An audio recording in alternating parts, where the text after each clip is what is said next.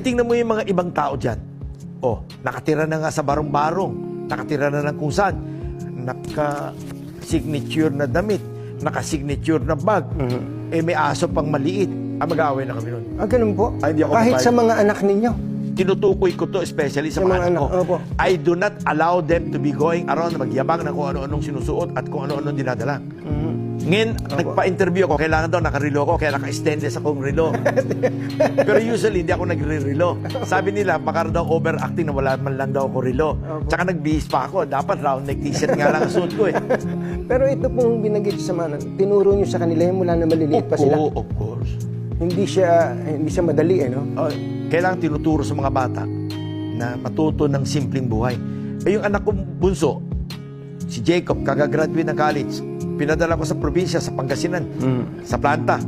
Sabi ko, diyan ka magtatrabaho araw-araw, diyan ka matutulog kasi